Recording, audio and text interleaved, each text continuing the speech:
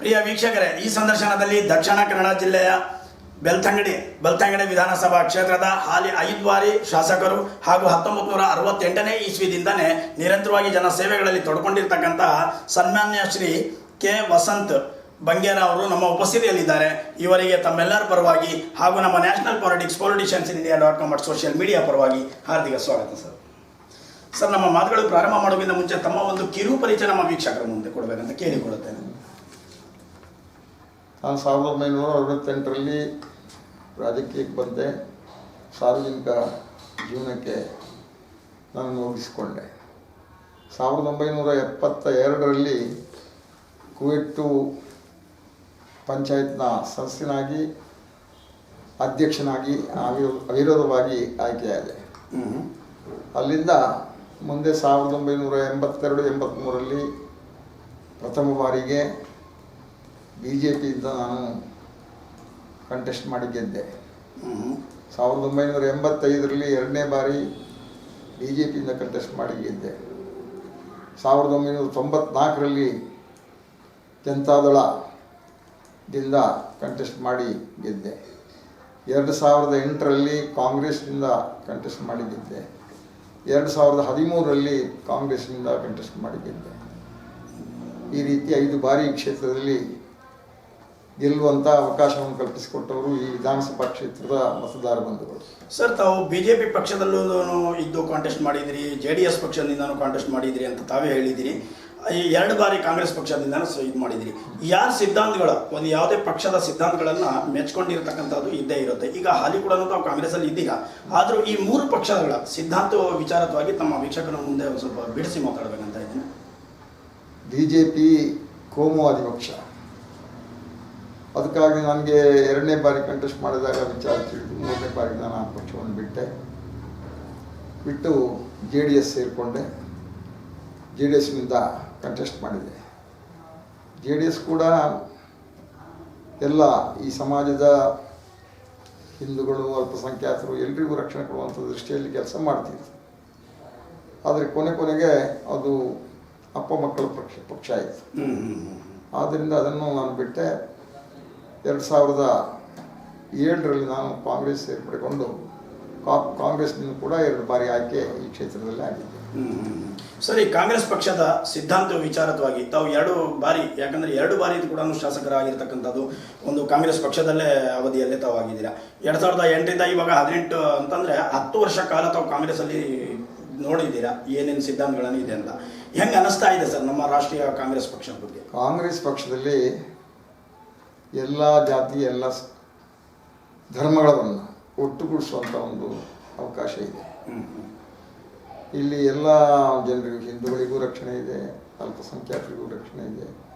ಆ ರೀತಿಯಲ್ಲಿ ಈ ದೇಶ ಜಾತ್ಯತೀತ ರಾಷ್ಟ್ರ. ಈ ಜಾತ್ಯತೀತ ರಾಷ್ಟ್ರದಲ್ಲಿ ಯಾವ ರೀತಿಯ ಅನೇಕ ಧರ್ಮಗಳು, ಅನೇಕ ಜಾತಿಗಳು, ಅನೇಕ ಭಾಷೆಗಳು ಇರೋದ್ರಿಂದ ಅದು ನಮ್ಮ ಸಂವಿಧಾನಬದ್ಧವಾಗಿ ಅವರಿಗೆ ಮಾನ್ಯತೆಯನ್ನು ಕೊಟ್ಟಿದ್ದರಿಂದ ಅದನ್ನು ತನ್ನ ಕಾಂಗ್ರೆಸ್ ಪಕ್ಷ ತನ್ನ ಇದರಲ್ಲಿ ಎಲ್ಲವನ್ನು ಕೂಡಿಸಿಕೊಂಡು ಮುಂದೆ ನಡೆಯುವಂಥ ಒಂದು ಪಕ್ಷ ಆಗಿದೆ ಅಂತ ಹೇಳಿ ನಾನು ಈ ಸಂದರ್ಭ ಅಂದರೆ ಎಲ್ಲರೂ ಸೇರಿ ಇದರಲ್ಲಿ ಒಂದಾಗಿರ್ಬೇಕು ಅಂತ ಉದ್ದೇಶದಿಂದ ಕಾಂಗ್ರೆಸ್ ನಡೆಸ್ತಾ ಇದ್ದಾರೆ. ತುಂಬಾ ಸಂತೋಷ ಆಯಿತು ಸರ್. ಸರಿ, ವೈಯಕ್ತಿಕವಾಗಿ 5 ಬಾರಿ ತಾವು ಶಾಸಕರಾದಾಗ ತಮ್ಮ ಕ್ಷೇತ್ರದಲ್ಲಿ ಒಂದೇ ಕ್ಷೇತ್ರದಲ್ಲಿ ತಾವು ಸ್ಪರ್ಧಿಸಿದಿರಿ? ಒಂದೇ ಕ್ಷೇತ್ರ. ಸರಿ, ಒಂದೇ ಕ್ಷೇತ್ರದಲ್ಲಿ 5 ಬಾರಿ ಅಂದರೆ 25 ವರ್ಷ ಕಾಲ ತಾವು ಇಲ್ಲಿ ಶಾಸಕರಾಗಿದ್ದೀರಿ ಅಂತ ಹೇಳಿ, ಈ ಸಂದರ್ಭದಲ್ಲಿ ತಾವು ಅಭಿವೃದ್ಧಿ ಕೆಲಸ ಕಾರ್ಯಗಳನ್ನು ಈ ಕ್ಷೇತ್ರದವರಿಗೆ ಏನು ಕೊಡುಗೆಯನ್ನು ಕೊಟ್ಟಿದ್ದೀರಾ ಸರ್ ಇಲ್ಲಿವರೆಗೆ? 1982ರಲ್ಲಿ ನಾನು ಪ್ರಥಮವಾಗಿ ಚುನಾವಣೆಗೆ ಇಲ್ಲಿ ಕಂಟೆಸ್ಟ್ ಮಾಡಿದೆ. ರಿಸಲ್ಟ್ ಬಂದದ್ದು 83ರಲ್ಲಿ. 82ರಲ್ಲಿ ಕಂಟೆಸ್ಟ್ ಮಾಡಿದೆ. 1982ರಲ್ಲಿ ಬೆಳ್ತಂಗಡಿ ತಾಲೂಕಿನ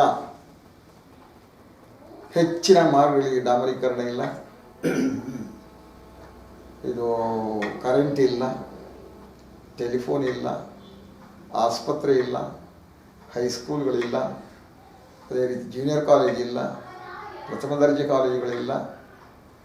ಮತ್ತು ನಮ್ಮ ಗ್ರಾಮೀಣ ಪ್ರದೇಶದಲ್ಲಿ KSRTC ಬಸ್ಗಳು ಓಡಾಡ್ತಿರಲಿಲ್ಲ, ಪ್ರೈವೇಟ್ ಬಸ್ಗಳು ಓಡಾಡ್ತಿರಲಿಲ್ಲ. ಈ ರೀತಿಯಲ್ಲಿದ್ದ ಒಂದು ಕ್ಷೇತ್ರವನ್ನು 2018ಕ್ಕೆ ಪೂರ್ತಿಯಾಗಿ 81 ಗ್ರಾಮಕ್ಕೆ ಕರೆಂಟನ್ನು ಕೊಂಡೋಗುವಂಥದ್ದು, ಅದೇ ರೀತಿ 81 ಗ್ರಾಮದ ಪ್ರತಿಯೊಂದು ಮನೆಗೆ ಕರೆಂಟನ್ನು ಮುಟ್ಟಿಸುವಂಥ ಕೆಲಸವನ್ನು ನಾನು ಮಾಡಿದ್ದೇನೆ. ಅದೇ ರೀತಿಯಲ್ಲಿ ಟೆಲಿಫೋನ್ ಎಲ್ಲ ಕಡೆಗೆ ಟೆಲಿಫೋನ್, ಇಲ್ಲಿ ನ್ಯಾಷನಲ್ ಹೈವೇ ಇದೆ, ನ್ಯಾಷನಲ್ ಹೈವೇ ಎಷ್ಟು ಮಾರ್ಗ ಇದೆ ಅಷ್ಟಕ್ಕೂ ನಾನು ಹೊಸದಾಗಿ ಡಾಮರೀಕರಣ ಮಾಡುವಂಥ ಕೆಲಸವನ್ನು ಮಾಡಿಸಿದ್ದೇನೆ. ಈ ವರ್ಷ PWD ರಸ್ತೆಗಳಿಗೆ ಎಲ್ಲದಕ್ಕೂ ಹೊಸದಾಗಿ ಡಾಮರೀಕರಣ ಮಾಡುವಂಥ ಕೆಲಸ ಮಾಡಿಸಿದ್ದೇನೆ. ಅದೇ ರೀತಿಯಲ್ಲಿ ಗ್ರಾಮೀಣ ಪ್ರದೇಶದಲ್ಲಿರುವ ಜಿಲ್ಲಾ ಪಂಚಾಯತ್ ರಸ್ತೆಗಳು ಅದಕ್ಕೂ ಕೂಡ ಡಾಮರೀಕರಣ ಮಾಡುವಂಥ ಕೆಲಸವನ್ನು ಮಾಡಿಸಿದ್ದೇನೆ. ಅನೇಕ ಜೂನಿಯರ್ ಕಾಲೇಜುಗಳನ್ನು, ಎರಡು ಫಸ್ಟ್ ಗ್ರೇಡ್ ಕಾಲೇಜುಗಳನ್ನು, ಅದೇ ರೀತಿ ಹೈಸ್ಕೂಲ್ಗಳನ್ನು ಇಲ್ಲಿ ಓಪನ್ ಮಾಡಿದ್ದೇನೆ. 4 ನಮ್ಮ ವಿದ್ಯಾರ್ಥಿಗಳಿಗೋಸ್ಕರ ನಮ್ಮ ವಸತಿ ಶಾಲೆಗಳನ್ನು ಈ ಕ್ಷೇತ್ರದಲ್ಲಿ ನಾನು ಪ್ರಾರಂಭ ಮಾಡಿದ್ದೇನೆ. ಇತ್ತೀಚೆಗೆ ಕಳೆದ ವರ್ಷ ಒಂದು ಹೊಸಂಗಡಿ ಹೇಳುವಂಥ ಗ್ರಾಮಕ್ಕೆ ಇಂದಿರಾ ಗಾಂಧಿ ವಸತಿ ಶಾಲೆಯನ್ನು ಮಂಜೂರು ಮಾಡಿಸಿಕೊಟ್ಟಿದ್ದೇನೆ. ಇಡೀ ರಾಜ್ಯದಲ್ಲಿ ಒಂದು ಕ್ಷೇತ್ರದಲ್ಲಿ 4 ವಸತಿ ಶಾಲೆ ಇರುವಂಥದ್ದು ನನ್ನ ಕ್ಷೇತ್ರದಲ್ಲಿ ಮಾತ್ರ ಅಂತ ಹೇಳಲಿಕ್ಕೂ ನಾನು ಈ ಸಂದರ್ಭ. ತುಂಬ ಸಂತೋಷ ಸುದ್ದಿ ಸರ್ ತಾವು ಮಾತಾಡ್ತಾ ಇರೋದಂಥ ವಿಚಾರ. ಯಾಕಂದರೆ ಈ ಕ್ಷೇತ್ರಗಳಲ್ಲಿ ಎಲ್ಲೂ ಇಲ್ದಿರದಂತಹ ತಾವು ತಮ್ಮ ಕ್ಷೇತ್ರದಲ್ಲಿ ಮೊಟ್ಟ ಮೊದಲ ಬಾರಿಗೆ ತಂದು ತಾವು ನಿಲ್ಲಿಸಿದ್ದೀರಾ ಅಂತಂದರೆ ಹೆಮ್ಮೆ ಪಡೋದಂಥ ವಿಚಾರ. ಮತ್ತು ನಮ್ಮ ನ್ಯಾಷನಲ್ ಪಾಲಿಟಿಕ್ಸ್ಗೆ ನಾನು ಈ ವಿಚಾರದಲ್ಲಿ ತಮಗೆ ಸಲಾಮನ್ನು ಮಾಡುತ್ತಾ ನನ್ನ ಮಾತುಗಳನ್ನು ಮುಂದೆ ವರಿಸ್ತಾ ಇದ್ದೀನಿ. ಸರ್, ತಾವು ಇಷ್ಟು ಕೆಲಸ ಕಾರ್ಯಗಳು ಸಾಮಾನ್ಯ ಜನರಿಗೆ ತೊಂದರೆ ಆಗ್ತಾ ಇರೋದಂತ ಆಗಿರ್ಬೋದು, ಅವರಿಗೆ ಧಾರ್ಮಿಕ ಸ್ಥಾನಗಳಲ್ಲಾಗಿರ್ಬೋದು, ಮತ್ತು ಇಲ್ಲಿ ಶಾಲೆಗಳ ವಿಚಾರದಲ್ಲಿ ಆಗಿರ್ಬೋದು, ಹಳ್ಳಿಯಲ್ಲಿ ವಾತಾವರಣ ಇರತಕ್ಕಂತಹ ರೈತಾಪಿ ಕುಟುಂಬದವರಿಗೆ ಆಗಿರ್ಬೋದು, ತಾವು ಅನೇಕ ಸೇವೆಗಳನ್ನು ಸಲ್ಲಿಸಿರೋದ್ರಲ್ಲಿ ತುಂಬ ಮನಸ್ಸಿಗೆ ನಿಮಗೆ ತುಂಬ ಮೆಚ್ಕೊಂಡಿರೋದಂಥ ಕೆಲಸ ಯಾವುದಾಗಿರುತ್ತೆ ಅಂತ ನಮ್ಮ ವೀಕ್ಷಕರ ಮುಂದೆ ಮೆಚ್ಕೊಂಡಿರುವಂಥದ್ದು ಮುಖ್ಯವಾಗಿ ನಮ್ಮ ಮಿನಿ ವಿಧಾನಸೌಧ ಒಂದು 6 ತಿಂಗಳ ಹಿಂದೆ ಮಾನ್ಯ ಮುಖ್ಯಮಂತ್ರಿಗಳು ಉದ್ಘಾಟನೆ ಮಾಡಿದರು. ಎಲ್ಲ ಸರ್ಕಾರಿ ಕಚೇರಿಗಳನ್ನು ಅದರಲ್ಲಿ ಪ್ರಾರಂಭಿಸಲಿಕ್ಕೆ ಅವಕಾಶ ಇದೆ. ಈಗಾಗಲೇ 8 ಕೋಟಿ ಖರ್ಚಾಗಿದೆ. ಇದು 4 ಕೋಟಿ ಮಂಜೂರಾಗಿದೆ. 4 ಕೋಟಿ ಬಂದ ಕೂಡಲೇ ಎಲ್ಲ ಇಲಾಖೆಗಳನ್ನು ಅಲ್ಲಿ ನಡೆಸುವಂಥ ಅವಕಾಶ ನಮಗೆ ಬರ್ತದೆ. ಅದೇ ತುಂಬ ಸಂತೋಷ ಆಗಿದೆ ತಮಗೆ. ಇಲ್ಲಿ ತುಂಬ ಸಂತೋಷ ಅದು, ಮತ್ತು ನಿಜವಾಗ್ಲೂ ಹೆಮ್ಮೆ ಪಡೋದಂಥ ವಿಚಾರವನ್ನು ಮಿನಿ ವಿಧಾನಸೌಧವನ್ನು ನಿಮ್ಮ ಕ್ಷೇತ್ರದಲ್ಲಿ ಬಂದು ಪ್ರಾರಂಭ ಆಗಿದೆ ಅಂತಂದರೆ ಸರ್, ಅದು ಕೆಲಸ ಕಾರ್ಯಗಳು ಈಗ ನಡೀತಾ ಇರೋದಂಥ ಎಷ್ಟು ವರ್ಷಗಳಲ್ಲಿ ಇನ್ನು ಮುಗಿಬಹುದು ಅನ್ನೋದನ್ನ ತಮ್ಮ ಒಂದು ಅಪೇಕ್ಷೆ? ಯಾವುದು ಮಿನಿ ವಿಧಾನಸೌಧದ್ದು ಕೆಲಸ ಆಗಿದೆ. ಇನ್ನು ಈಗ 4 ತಿಂಗಳಲ್ಲಿ ಎಲ್ಲ ಕೆಲಸ ಮುಗಿತು. ಅಂದರೆ 4 ತಿಂಗಳಲ್ಲಿ ಸಂಪೂರ್ಣವಾಗಿ ಇದಾಗುತ್ತೆ. ಈಗ ಅದ್ರಲ್ಲಿ ಬಂದು ಪ್ರಾರಂಭ ಆಗಿದೆ, ಉದ್ಘಾಟನೆ ಆಗಿ ರೆವೆನ್ಯೂ ಇಲಾಖೆಗಳು ಮತ್ತು ಬೇರೆ ಬೇರೆ ಇಲಾಖೆಗಳು ಸೇರಿದ್ದಾರೆ. ಪೂರ್ತಿ ಇಲಾಖೆಗಳು ಬರಲಿಕ್ಕೆ ಅವಕಾಶ ಇಲ್ಲ ಅಲ್ಲಿ. ತುಂಬ ಸಂತೋಷದ ಸುದ್ದಿ ಸರ್ ಇದು. ಸರಿ, 2018ರ ಬರೋ ಚುನಾವಣೆಯಲ್ಲಿ ಜನ ಅಪೇಕ್ಷೆ ಪ್ರಕಾರ ತಾವೇ ಮತ್ತೊಂದು ಬಾರಿಗೆ ತಾವು ಒಂದು ಶಾಸಕರು ಆಗ್ತಾರೆ ಅಂತಾರೆ ಜನ ಅಭಿಪ್ರಾಯಗಳನ್ನು ತಿಳಿಸಿದರು. ತಮ್ಮ ಅನಿಸಿಕೆ ಪ್ರಕಾರ 2018ರಲ್ಲಿ ತಾವು ಮತ್ತೊಮ್ಮೆ ಬಾರಿ ಕಾಂಗ್ರೆಸ್ ಪಕ್ಷದಿಂದನೇ ಸ್ಪರ್ಧಿಸ್ತಾ ಇದ್ದೀರಾ, ಮತ್ತು ನೀವು ಶಾಸಕರ ಆಗ್ತಾ ಇದ್ದೀರಾ ಅಂತ ಹೇಳ್ಬಿಟ್ಟು ತಾವು ಆ ಸ್ಥಾನದಲ್ಲಿ ನಿಲ್ಲಕ್ಕೆ ಸಂಪೂರ್ಣವಾಗಿ ತಯಾರಾಗಿದ್ದೀರಾ ಸರ್? ತಯಾರು ಮಾಡ್ತಾ ಇದ್ದೇನೆ. ರಾಜ್ಯ ಸರ್ಕಾರ ಯಾರ್ದಾಗ್ಬೋದು ತಮ್ಮ ಅನಿಸಿಕೆ ಪ್ರಕಾರ? ರಾಜ್ಯ ಸರ್ಕಾರ ಕೂಡ ಕಾಂಗ್ರೆಸ್ ಸರ್ಕಾರವೇ ಬರ್ತದೆ. ಸರಿ, 2018ರ ಚುನಾವಣೆಯಲ್ಲಿ ತಾವು ಮತ್ತೊಮ್ಮೆ ಏನಾದರೂ ಶಾಸಕರ ಆದರೆ ಮತ್ತೆ ಜನ ಆಶೀರ್ವಾದ ಮಾಡಿ ತಾವು ನಿಂತ್ಕೊಂಡು ಜನ ಆಶೀರ್ವಾದ ಮಾಡಿ ಮತ್ತೊಮ್ಮೆ ತಮಗೆ ಶಾಸಕರು ಮಾಡಿದಾಗ ತಾವು ಇಲ್ಲಿರ್ತಕ್ಕಂತಹ ಜನರಿಗೆ ಏನು ಕೊಡುಗೆಯನ್ನು ಇನ್ನು ಕೊಡಬೇಕಾಗಿರೋದಂತಹ ಪೆಂಡಿಂಗ್ ಕೆಲಸ ಕಾರ್ಯಗಳನ್ನು ಏನಾಗಿರುತ್ತೆ ಸರ್? ಮುಖ್ಯವಾಗಿ ನಮ್ಮ ತಾಲೂಕಿನಲ್ಲಿ ಸುಮಾರು 81 ಗ್ರಾಮಗಳಿವೆ. ಈ ಕಳೆದ 5 ಬಾರಿ ಆಯ್ಕೆಯಾದ ಸಂದರ್ಭದಲ್ಲಿ ಎಲ್ಲ ಗ್ರಾಮಗಳನ್ನು ಮುಟ್ಟುವಂಥ ಕಾಮಗಾರಿಗಳನ್ನು ಮಂಜೂರು ಮಾಡಿದ್ದೇನೆ. ಆದರೆ ಇನ್ನಷ್ಟು ಅನೇಕ ಬೇಡಿಕೆಗಳಿವೆ. ಮುಖ್ಯವಾಗಿ ಗ್ರಾಮೀಣ ರಸ್ತೆಗಳು ಸುಮಾರು 4,000ಕ್ಕೂ ಮಿಕ್ಕಿ ಕಿಲೋಮೀಟರ್ ರಸ್ತೆಗಳು ಈ ಕ್ಷೇತ್ರದಲ್ಲಿವೆ. ಅದಕ್ಕೆ ಆದ್ಯತೆಯನ್ನು ಕೊಡಬೇಕು. ಅದರಲ್ಲಿ ಅನೇಕ ಕಡೆ ಇನ್ನೂ ಕೂಡ ಸೇತುವೆಗಳಾಗಬೇಕು. ಆ ಸೇತುವೆಗಳನ್ನು ಮಾಡುವಂಥದ್ದು ಮುಖ್ಯವಾಗಿ ಈ ವರ್ಷ ನಾನು ಒಂದೇ ವರ್ಷದಲ್ಲಿ 29 ಸೇತುವೆಗಳನ್ನು ಮಂಜೂರು ಮಾಡ್ತೇನೆ ನಾನು. ಇನ್ನು ಅದೇ ರೀತಿ ಬೇಡಿಕೆ ಉಂಟು. ಆ ಸೇತುವೆಗಳನ್ನು ಮಾಡಿಸ್ಬೇಕು. ಬೇರೆ ಬೇರೆ ಕಡೆಯಲ್ಲಿ ಇನ್ನೂ ಹೈಸ್ಕೂಲ್ಗಳ ಬೇಡಿಕೆಗಳಿವೆ, ಜೂನಿಯರ್ ಕಾಲೇಜಿನ ಬೇಡಿಕೆ ಉಂಟು. ಇದನ್ನು ಹಂತವಾಗಿ ನೆರವೇರಿಸ್ಕೊಂಡು ಬರ್ತೇನೆ ಅಂತ ಹೇಳುವಂಥ ನನ್ನ ಅಭಿಪ್ರಾಯ. ಸರಿ, ಮುಂದಿನ ರಾಜಕೀಯದಲ್ಲಿ ಇನ್ನೊಂದು ಪ್ರಶ್ನೆ ಕೇಳಿದ್ದೆ ನಾನು. ಮುಂದಿನ ರಾಜಕೀಯದಲ್ಲಿ ಯಾರ್ದು ಸರ್ಕಾರ ಬರಬಹುದು ತಮ್ಮ ಅನಿಸಿಕೆ ಅಪೇಕ್ಷೆ ಪ್ರಕಾರ? ಮುಂದಿನ ಸರ್ಕಾರ ಕಾಂಗ್ರೆಸ್ ಸರ್ಕಾರ ಬರ್ತದೆ. ಮಾನ್ಯ ಸಿದ್ದರಾಮಯ್ಯನವರೇ ಮುಖ್ಯಮಂತ್ರಿಗಳಾಗ್ತಾರೆ ಅಂತ ಹೇಳುವಂಥ ಭಾವನೆ ನನಗೆ. ಅದೇ, ಪ್ರತಿಯೊಬ್ಬರು ಅವ್ರವ್ರ ಪಕ್ಷದ ಬಗ್ಗೆ ಇದೇ ಮಾತುಗಳನ್ನು ಹೇಳ್ತಾ ಇದ್ದಾರೆ ಸರ್. ಆದರೂ ಕೂಡ ತಾವು ಕೂಡ ಇವತ್ತು ಕಾಂಗ್ರೆಸ್ ಪಕ್ಷನೇ ಬರುತ್ತೆ ಅಂತ ಹೇಳ್ತಾ ಇರೋದು ಯಾವ ಆಧಾರದ ಮೇಲೆ ತಾವು ಹೇಳ್ತಾ ಇದ್ದೀರಾ? ಏನು ವಿಚಾರ ಆತನ ನಡೆದಿದೆ? ಕಾಂಗ್ರೆಸ್ ಪಕ್ಷ ಏನಕ್ಕೆ ಬರಬೇಕು ಅನ್ನೋದನ್ನ ನಮ್ಮ ವೀಕ್ಷಕರಿಗೆ ಬಿಡಿಸಿ. ಸಿದ್ದರಾಮಯ್ಯನವರು ಮುಖ್ಯಮಂತ್ರಿಯಾಗಿ ಪ್ರತಿಜ್ಞಾವಿಧಿ ಸ್ವೀಕರಿಸಿದ ಬಳಿಕ ಪ್ರಥಮವಾದ ಕೊಡುಗೆಯನ್ನು ಈ ರಾಜ್ಯದ ಬಡವರಿಗೆ ಕೊಟ್ಟಂಥದ್ದು ಅನ್ನಭಾಗ್ಯ. ಪ್ರಾರಂಭದಲ್ಲಿ 1 ರೂಪಾಯಿ ಕೊಡ್ತಿದ್ರು, ಕೊನೆಗೆ ಅದು 1 ರೂಪಾಯಿ ಬೇಡ, ಉಚಿತವಾಗಿ ಕೊಡಬೇಕು, ಒಬ್ಬೊಬ್ಬರಿಗೆ 7 ಕೆಜಿ ಅಕ್ಕಿಯನ್ನು ಕೊಡಬೇಕು ಅಂತ ಹೇಳುವಂಥ ನಿರ್ಧಾರ ಮಾಡಿ ಕೊಡ್ತಾ ಇದ್ದಾರೆ. ಇದು ದೊಡ್ಡ ಭಾಗ್ಯ, ಸಣ್ಣ ಭಾಗ್ಯ ಅಲ್ಲ. ಸುಮಾರು 4-4.5 ಸಾವಿರ ಕೋಟಿ ರೂಪಾಯಿ ಮಿಕ್ಕಿ ಖರ್ಚಾಗುವಂಥ ಒಂದು ಯೋಜನೆ. ಈ ದೇಶದ ಯಾವುದೇ ರಾಜ್ಯದಲ್ಲಿ ಈ ರೀತಿಯ ಯೋಜನೆ ಇಲ್ಲ. ಅದರಂತೆ ಅನೇಕ ಭಾಗ್ಯಗಳನ್ನು